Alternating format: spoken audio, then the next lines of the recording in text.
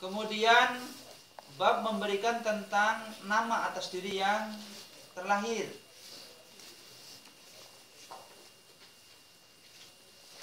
Tadi malam sudah kita jelaskan wa kullu ghulamin rahinun bi aqiqatihi, diriwayatkan dari Abi Dawud dan Tirmidzi serta Imam Nasa'i, Imam Ibnu Majah pun meriwayatkannya bahwa setiap anak kecil itu tergadai dengan akikohnya. Tudbahu anhu, apa itu akikoh? Disembelihkan atas diri si bayi tersebut yauma sabi'i, pada hari ke-7 setelah kelahirannya. Syatun, jikalau itu perempuan, syata ini jika itu adalah laki. Jadi kalau laki-laki 2 ekor kambing, jikalau perempuan 1 ekor kambing.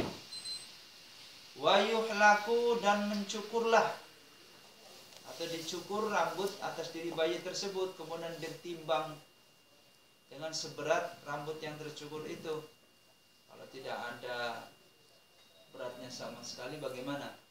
Itu maka ditaksirkanlah, taksir aja, dikira-kirakan. Ya. Wa yusamma, dan berilah nama. Akikah ini sifatnya rohinun. Rohin itu apa? Rohnu itu adalah gadaian, seperti gadai. Jadi gadai ini kapan saja kita mampu. Kalau memang pas lahir belum ada rezeki, ya kita niatkan dulu. Kita niatkan dulu. Niatkan setelah lahir, bismillah, kapan saya ada rezeki saya pengen mengakikahkan anak saya. Jangan kemudian diam. Ya, kalau diam berarti tidak mencintai sunnahnya baginda Rasul. Terus kalau seandainya kita sudah dewasa seperti ini, setelah kita tanyakan kepada orang tua kita, kita tidak diakikahi ketika kecil. Ya kasih tahu sama orang tua, saya ingin berakikah. Itu ada 2 pendapat. Ada yang mengatakan kita menghibahkan uang, ngasih uang kepada kedua orang tua kita. Nanti orang tua kita membelikan 1 ekor kambing atau 2 ekor kambing untuk kita untuk disembelih sebagai akikah kita. Karena kelak dalam salah satu riwayah yang mursal, itu hewan akikah itu nanti kelak akan kita tunggangi ketika kita hendak melewati Shiratal Mustaqim. Itu dalam kitab Al-Adhkarun Nawawi. Dalam kitab Tadhkiratul Qurtubi juga ada. Ya. Kalau orang tua kita sudah meninggal, bagaimana cara berakikahnya? Ya kita sendiri berakikah, belikan kambing, kemudian kita sendiri yang menyembelih. Itu sunnahnya. Kalau kita tidak mampu untuk menyembelihnya, ya dipercayakan kepada orang salih. Terus bagaimana daging daripada akikah itu? Dalam beberapa kitab fikih itu disunnahkannya itu dimasak. Jangan mentah, tapi dimasak. Kemudian dibagikan kepada tetangga-tetangga kalian. Tapi akan jauh lebih sahih lagi jikalau di hari ke-7 itu kita sembelih, kemudian kita undang tetangga-tetangga kita untuk makan bareng bersama akan daging akikah. Salah satu asbabul wurudnya adalah satu hadis baginda Rasul dari Sunan Abi Dawud, idza tabakhta waraqatan fa'akthir ma'aha. Jikalau kalian memasak sayuran, ikan-ikan, daging-daging, yang dimaksud di situ adalah daging akikah fa'aksir, maka perbanyaklah tuangnya. Wa ta'ahad jironaka, dan bagikanlah ke seluruh tetangga-tetangga.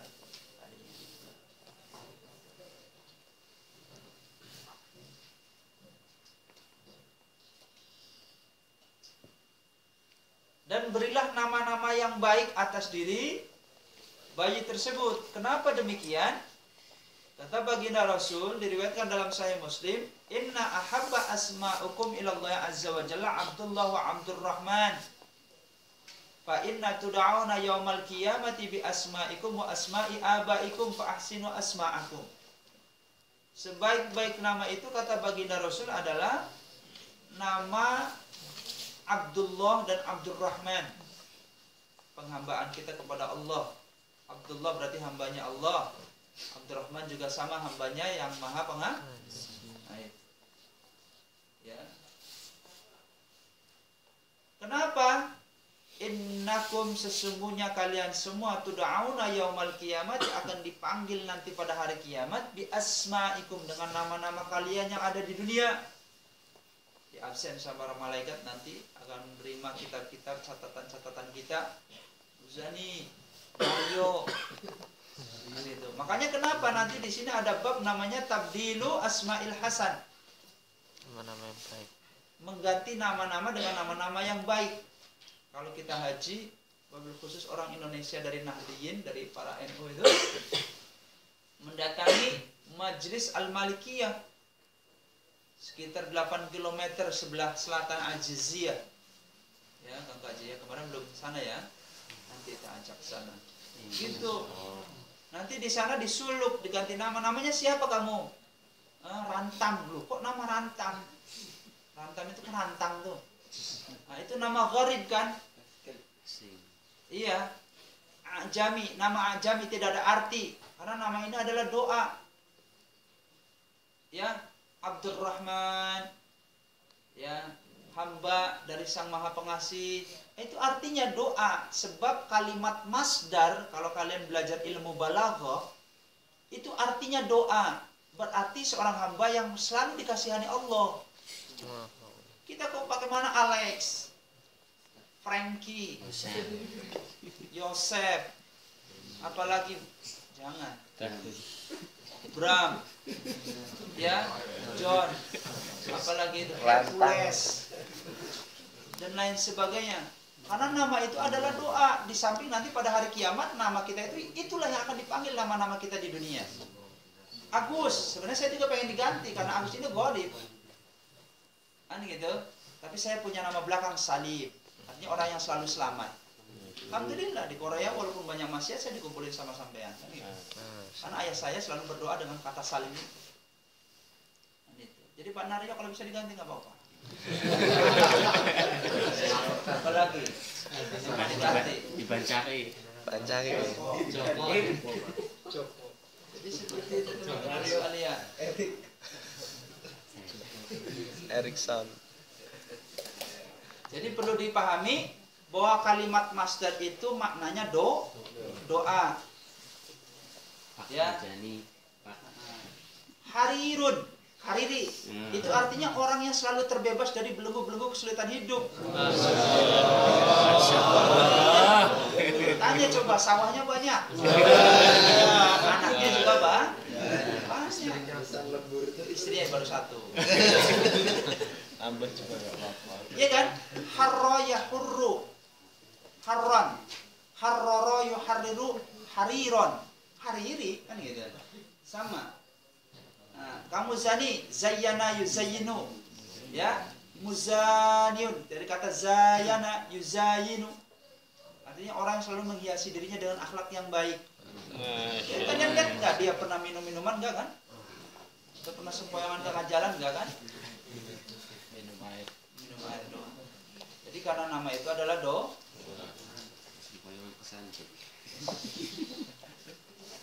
Innakum tud'auna, kalian nanti akan dipanggil di hari kiamat itu dengan nama-nama kalian yang ada di dunia. Namanya siapa? Wa asma'i abaikum. Dan akan disertakan ibnu-ibnu. Jadi benar pemerintah Indonesia itu kalau mau haji harus pakai ibnu. Kenapa pemerintah Saudi Arabia menyertakan kata bapaknya itu setiap paspor-paspor yang akan masuk ke Saudi Arabia? Karena berlandaskan hadis ini. Jadi Agus Salim bin Haji siapa gitu kan. Itu harus ada binnya. Karena nanti juga akan disebutkan ya, diabsen oleh malaikat nanti pada hari penghitungan. Ya, Naryo bin Wahab maju kan gitu. Nih kapot kamu. Ganteng kan dia. Alhamdulillah dikasih sebelah kanan kan gitu. Makanya kalau berwudu berdoa kita, Allahumma ati kitabi ala yamini wala tu'tiyahu ala yasari fa innahu min hizbis syayatin. Pernah enggak kalau wudu berdoa? Wah, cepat pengennya wudunya ya. Sus gitu ya. Atis. Jadi wudu yang khusyuk dengan disertai doa yang khusyuk akan mempengaruhi sholat yang khusyuk.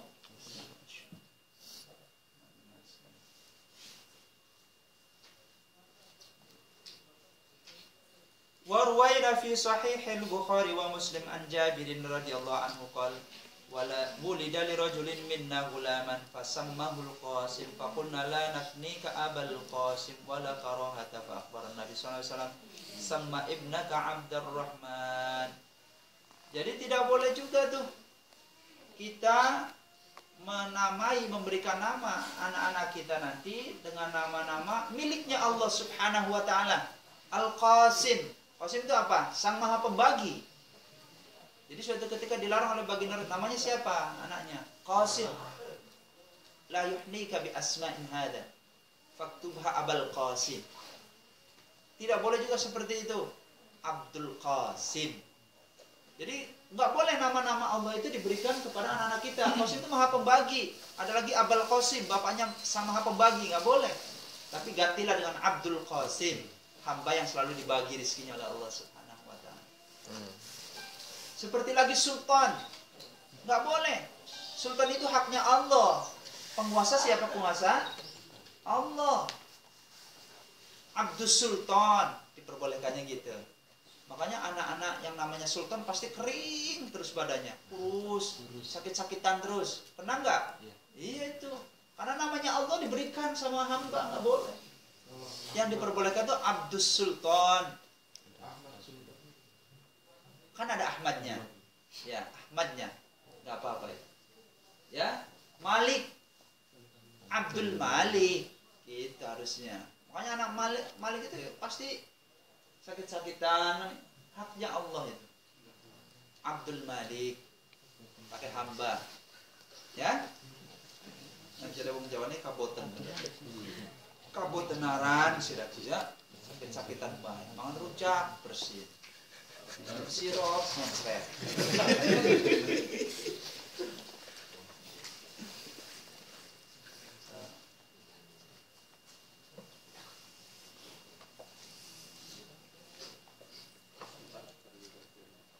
Terus kita ketika kita menengok saudara kita, tetangga kita yang melahirkan itu, gimana doanya?